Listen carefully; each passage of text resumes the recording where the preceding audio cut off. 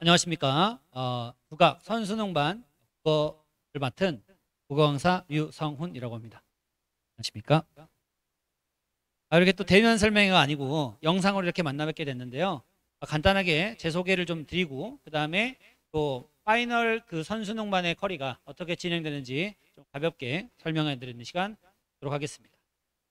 일단 간단한 제 양력입니다. 저는 지금 그 강남 대성학원에서 근무를 하고 있고요. 그다음에 재수반에서 수업을 진행을 하고 있고, 단과 수업 같은 경우에는 그 명인학원과 메시부에서 이제 고3 수능을 진행을 하고 있습니다.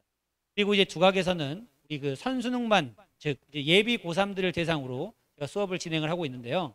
좀 눈여겨서 제가 좀 자랑 아닌 자랑을 드리고자 하는 부분은, 제가 대성학원 내에서 국어과 단과 최다 인원 강사로서 학생들이 제 수업에 대한 만족도도 매우 높고요. 그다음에 수업을 들었을 때도 아이들이 얻어갈 수 있는 포인트들을 많이 전달하는 강사가 아닌가, 그런 생각을 좀 듭니다. 그리고 참고로 저 같은 경우에는 저랑 저희 친형이 모두 다 이제 국어 강사를 하고 있습니다. 그래서 형이랑 같이 국어연구소를 좀 하고 있고요. 같이 공동대표로 임하고 있다, 이렇게 말씀드리겠습니다. 그리고 저는 원래 대성학원에 들어오기 전에 그 청솔학원에서 좀 오래 근무를 하면서 재수반하고 그다음에 고3 강의 경력이 오래 됐다, 이렇게 좀 말씀을 드릴 수 있겠습니다. 제가 이제 그 선수능반에서 아이들에게 좀 보여줄 수 있는 핵심이 뭘까를 정리를 하다가 이런 키워드를 좀 잡아봤습니다. 캐리어라는 포인트를 좀 잡아봤는데요. 일단 고3이 되기 전 챙겨야 할 것들을 챙겨가는 수업이다, 이렇게 좀 정의를 해드릴 수가 있겠습니다. 그 어머니들도 잘 아시겠지만, 혹은 학생들이 보고 있다면 우리 학생들도 잘 알겠지만, 5주라는 짧은 시간에 어마무시하게 많은 걸 할 수는 없습니다. 그리고 이 고3이 되기 전에 우리가 이 5주 시간이 끝나면 또 그 기말고사라든가 이런 어떤 내신 준비를 해야 되는 시간들이 또 겹치다 보니까 최대한 압축적으로 가져갈 수 있는 것들을 최대한 챙겨서 전달하는 수업을 좀 진행하고자 커리명을 이렇게 캐리어라고 좀 정의를 드렸고요. 그래서 어떤 특징이 있나 좀 말씀을 드릴 거면, 자, 독서와 문학으로만 진행됩니다. 공통 영역만 진행을 할 거고요. 독서 같은 경우에 각 영역별 반드시 알아야 될 필수적인 것들을 정리하는 수업이다, 이렇게 좀 말씀을 드릴 수 있겠습니다. 제가 이제 학생들을 가르치다 보면 많이 안타까운 포인트가 뭐냐면, 수업도 정말 많이 들었고요, 술 분석도 정말 나름대로 많이 했습니다. 근데 누군가는 성적이 나오고 누군가는 성적이 안 나와요. 그 포인트가 뭐냐면, 그를 바탕으로 해서 내가 어떤 거를 알고 있어야 되고 어떤 거는 몰라도 되는지, 그런 거에 대한 기준이 명확하게 서야 되는데, 학생들은 다른 과목에 워낙 빼앗기는 시간들도 많고 국어 영역에서 에너지를 많이 쓸 수 있는 포인트가 좀 적기 때문에 그거를 깨닫는 친구들이 뭐 많지 않은 것 같습니다. 그래서 제가 좀 이렇게 정의합니다. 독서는요, 배경 지식이 필요하진 않아요. 왜냐하면 주어진 정보랑 혹은 글에 쓰인 내용을 바탕으로 충분히 정보들을 제공하기 때문에 배경 지식을 갖고 독서를 푼다? 이거는 너무나도 방대한 양이 되겠고요. 이것만 갖고 해결할 수는 없습니다. 근데 이 포인트가 되게 중요한데, 단 상식은 필요합니다. 제가 이제 고3 강의를 하거나 재수생들을 만나보면 느낀 포인트가 뭐냐면, 생각보다 정말 수능에 대한 공부가 덜 됐다, 이런 생각이 좀 듭니다. 그러면 재수학원 들어오고 특히 대성학원 들어올 정도의 학생들이면 기본적으로 공부를 좀 한 친구들이거든요. 그걸 아예 던진 친구들이 들어올 수는 없어요.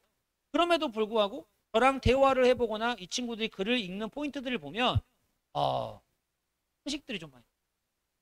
제가 예시를 하나 갖고 왔는데, 전근대 vs 근대, 요건 사실 상식적인 내용들이 되는 건데, 그런 전근대와 근대 축에 대한 이해조차도 못 가져가고, 그래서 근대를 이루고 있는 독서글의 특징 같은 것들을 정확하게 타겟팅하지 못하는 거죠. 그래서 저한테 배운 친구들은 근대라는 두 글자를 보면 근대와 관련된 체계성을 갖게 하기 위해서 제가 요 필요한 상식들을 총정리해서 아주 맛있게끔 전달해 줍니다. 그래서 이 수업 커리 같은 경우에는 제 독서의 시그니처 커리 중 하나고요.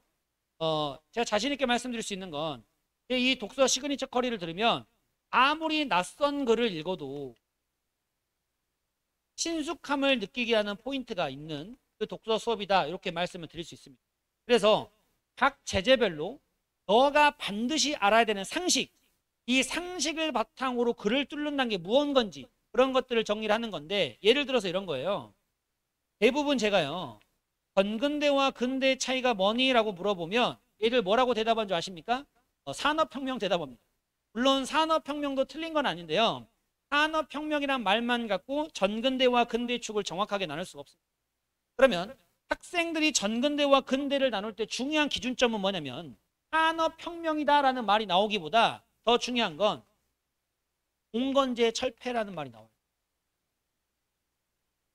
즉, 어때는 봉건제가 있었고 요때는 봉건제가 없다. 이렇게 나와야 된다 이 말이죠. 그러면 어머님들을 생각해 보시고 이 설명의 영상을 보고 있는 학생들도 생각해 보자고.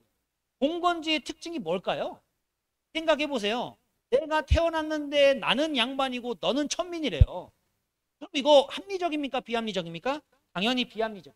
그래서 전근대의 시간축을 갖고 있는 세계는 비합리성이 지배적인 세계다. 그런 생각이 자연스럽게 있어야 된다.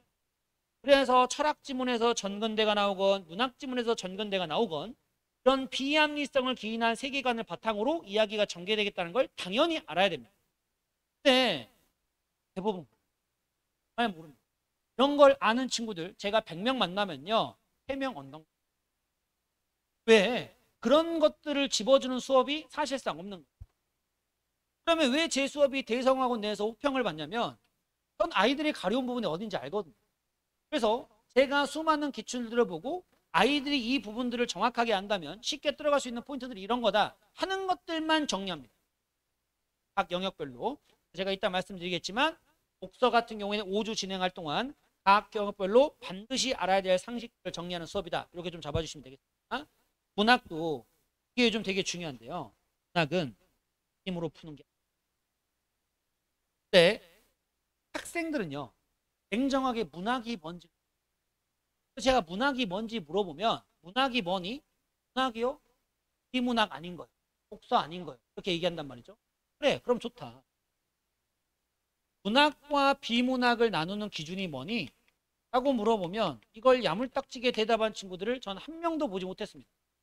그러면 국어 교육 과정에서 문학에서 중시하는 게 뭐고 비문학에서 중시한 게 뭔지에 대한 생각의 틀이 안 잡힌 거기 때문에 문학을 뭐로 풀 수밖에 없습니까? 당연히 느낌으로 풀 수밖에 없죠. 왜요? 시가 뭔지도 모르고 소설이 당연히 정확하게 뭔지도 모르고 문학이 뭔지도 모르고 그래서 저는 확실하게 정의합니다.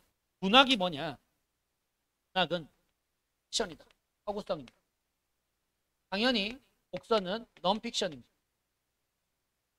이 말을 드린 이유는 뭐냐면 비문학은 그래서 사실적 정보를 바탕으로 정보를 처리하는 거고요. 문학은요. 사실적 정보를 바탕으로 처리하는 게 아니에요. 맞아요? 그럼 뭘로 파악하는 겁니까? 이 맥락상 그 사람의 입장에서 왜 이런 말들을 하는지를 생각하실 수 있어야죠. 일례로 실제로 중요한 말이 뭐가 있습니까? 라면 먹고 갈래? 뭐 이런 거. 봐요? 우리 학생들이 네? 라면 먹고 갈래가 진짜 라면 먹고 갈래의 의미일 수도 있고 아니면 좀 더 친해져 볼까? 이런 의미를 가질 수도 있어요. 그래서 문학에서는요. 단순히 그 라면 먹고 가자. 아, 라면을 먹어야 하겠구나라는 팩트적 상황을 파악하는 게 아니고 그 인간으로서 상황 맥락을 파악하는 게 문학이다. 이렇게 말씀을 드립니다. 그래서 저는 수업을 할 때 단순히 문학 작품을 정리하는 수업을 절대 하지 않아요. 너가 낯선 문학 작품이라도 읽을 수 있는 기준이 무엇인지를 하나하나 정리해주는 수업이다. 이렇게 좀 생각을 해주시면 되겠습니다. 그래서요. 저 같은 경우에 일단 독서 이렇게 좀 제가 구성을 해봤습니다. 학생들이 어려워하는 것들. 학생들이 어려워하는 파트가 일단 철학 파트고요. 경제 파트고 법 파트고 과학과 기술 파트. 그러면 각 영역을 대할 때 학생들이 반드시 알아야 되는 포인트가 있거든요. 일단 서양 철학 같은 경우에는 전근대와 근대에 대한 이해를 정확하게 가져가는 게 매우 중요합니다. 그래서 그런 것들을 위주로 해서 지문에서 어떻게 나타나는지를 제가 쫙 정리를 해줄 거고 동양 철학 같은 경우에는 당연히 중국의 주자학, 양명학, 조선의 성리학과 실학을 정확하게 이해하는 게 매우 중요합니다. 다양하게 나올 수 있는데요. 그거에 근원이 되는 개념들이 제가 아까 말씀드린 포인트이기 때문에 그걸 정확하게 이해해야 글들을 쭉쭉 읽어나갈 수 있는 포인트가 생기고 경제도 마찬가지고 법도 마찬가지고 과학기술도 마찬가지입니다. 그래서 5주이긴 하지만 얘들이 5주 동안 이런 체계를 가져가고 대신 듣고 정규적인 보상 커리를 들어갔을 때 효과를 얻을 수 있게끔 제가 커리를 좀 구성을 했습니다. 여타 수업과 다르게요. 저는 그냥 요 제재별 모아놓고 애들 풀려보고 설명하는 수업이 아니고요. 면역적으로 그거를 알면 어떤 체계 속에서 전개되는지에 대한 수업을 진행할 거기 때문에 요 수업에 대해서는 학생들의 만족도가 매우 높은 편이고요. 그래서 제가 5주로 그걸 좀 준비했다. 이렇게 좀. 그리고 문학도 각 영역별로 출제 요소가 분명하다. 그래서 아까 제가 말씀드렸듯 문학의 성격을 이해하고 그 문학의 성격을 바탕으로 문제들을 어떻게 낼 수밖에 없고 어떻게 읽힐 수밖에 없는지. 문학이 다양하게 해석된다고 하잖아요. 그럼에도 불구하고 수능 시험 현장에서 출제되는 문학은 이렇게 읽힐 수밖에 없다에 대한 기준을 잡아줄 겁니다. 그래서 현대시를 읽을 때 우리 뭐에 주목해야 되고 어떻게 문제를 맞춰야 될 건지 그런 태도들을 교정하는 수업이다라고 말씀드리면 되고요. 학생들이 고3 들어가기 전에 봐야 되는 문학 포인트 전체적인 걸 쫙 한번 정리한다. 이렇게 생각을 해주시면 되겠습니다. 기출 분석은 무엇일까? 제가 이 제목을 단 이유가 뭐냐면 대부분 학생들이 좀 착각하고 있는 게 단순 기출 회독이 중요하다라고 생각을 하고 기출을 여러 번 풀어보면 기출을 이해했다라고 착각하는데요. 그렇지 않습니다. 내가 무엇을 알고 있고 무엇을 모르는지를 정확하게 알아야 돼요. 정확하게 아는 거예요. 그래서 이 문장이 왜 쓰였고 이 문장의 의미가 뭐고 그래서 이게 답일 수밖에 없다. 이 확신을 갖는 게 중요하고 그 확신을 갖기 위한 게 기출 분석이다. 이런 건데 제가 이 말씀을 왜 드리냐면 제 컨텐츠랑 좀 연결되기 때문에 말씀을 드렸는데요. 전국 유일무이하게 저는 기출에 대해서 학생들이 스스로 생각해보고 스스로 답변 칠 수 있도록 지문당 주관식 문제를 저희 연구소에서 하나씩 다 만들어놨습니다. 다 만들어놨기 때문에요. 학생들이 단순히 문제 풀어보고 해설지 비교해보면서 그렇구나 끝나는 게 아니고요. 이 지문에 대한 정확한 이해를 가져가지 못하면 이 주어진 문제에 대해 답변을 칠 수 없게끔 제가 문제를 풀어놓은 겁니다. 그래서 가장 국어 실력을 올려주는 좋은 방법은 강사가 끼고 살면 되는 것 같아요. 강사가 끼면서 하나하나씩 물어봐주고 하나하나씩 답 잡아주고 하면 좋은데 여건상 또 그러기가 쉽지 않지 않습니까? 그래서 제가 이 컨텐츠로 그런 것들을 해놨습니다. 그리고 추가적으로 강사는 이 글을 읽고 무슨 생각을 했는지 제 사고의 흐름을 이렇게 친절하게 저는 독서도 그렇고요. 문학도 그렇고 다 적어줍니다. 그리고 이 사이드 날개 보시면 제가 수험 시간 말했던 포인트들이 어떻게 적용되는까지 다 적어놨기 때문에 아이들이 이 과제를 하면서 마치 제 수업을 듣고 있는 듯한 효과를 얻게끔 이렇게 컨텐츠를 구성을 했고 이 컨텐츠 때문에도 제 수업이 또 높은 평가를 받고 있지 않나 이런 말씀을 좀 드립니다. 그래서 실질적으로 이제 학생들은 5주 동안 저를 만나면서 뭘 하게 될 거냐면요. 일단 첫 번째 과제는 수업 복습에 대한 과제가 주어질 겁니다. 아까 제가 앞선 예시에서도 보여드렸지만 제가 직접 제작한 주관식 과제들 주어질 거고요. 그 다음에 저는 이 글을 읽고 무슨 생각했는지 한 문장 단위로 친절한 해설을 다 넣어놓을 겁니다. 그러면 학생들이 자기가 풀어보고 요거 한번 해보고 요거 비교해보면서 내가 뭘 알고 있고 내가 뭘 잘했는지 정확하게 알게 됩니다. 그걸 정확하게 알게 되는 게 국어에서 가장 핵심이 되는 거고 그게 되면 국어는 큰 문제가 없어요. 대부분 학생들이 국어를 어려워하는 이유가 내가 뭘 잘하고 뭘 못하는지를 모르기 때문인데 그거를 확인시켜주는 컨텐츠를 이렇게 구성을 했고요. 수업 체화와 관련돼서 이제 다른 기출로서 적용해보는 과제가 주어질 겁니다. 그리고 이건 독서와 문학 두 파트 모두 해당하게 주어지고요. 마지막에 매주 모의고사 한 테스트씩 적용해서 풀어볼 수 있도록 과제가 나갑니다. 단순히 그냥 모의고사만 주고 답지 주고 그렇게 끝나진 않고요. 모의고사 주고 역시 한 문장 해설을 제가 다 적어줄 겁니다. 그러면 너가 이 시험을 풀었을 때 어떤 생각을 가져갔고 뭐가 좀 아쉬웠는데 이런 것들 잡아주면 좋아라는 비교 기준들을 만들어줄 겁니다.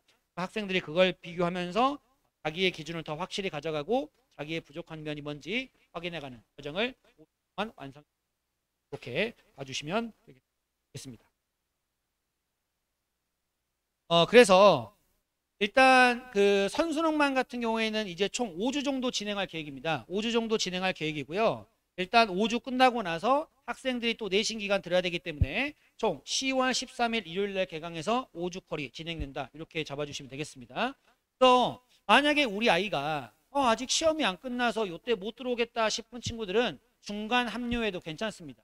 일부러 그래서 제가 커리를 구성을 할 때도 각 주차별로 특징과 테마가 있는 커리들로 구성을 했고요.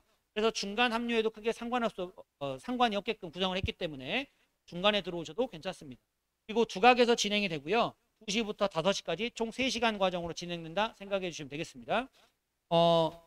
제재별에 따라 좀 다른데 만약에 제재가 좀 쉬울 때는 독서의 비중을 좀 높여서 독서 6, 문학 4 이렇게 진행할 때도 있고요. 아니면 문학이 조금 어려운 파트가 나올 때는 독서 5, 문학 5 이렇게 진행되면 된다라고 생각하시면 되겠습니다. 그래서 아까 제가 1주부터 5주까지에 대한 포인트를 다 말씀을 드렸는데 그것들 5주 동안 최대한 압축적으로 가져갈 수 있게끔 그래서 제가 그거를 꼭꼭 챙겨서 애들이 캐리어만 들고 고3 올라갈 수 있게끔 그렇게 커리를 좀 준비를 했습니다.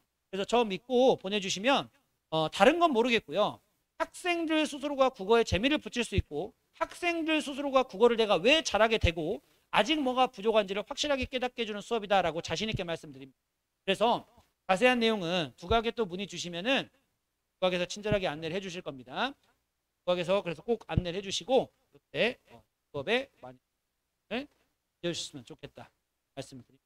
원래 이렇게 좀 앞에 그 사람분들이 계시면 좀 더 제가 이렇게 안 절고 더 열심히 할 수 있을 텐데 그러니 카메라만 있고 하니까 조금 어렵네요.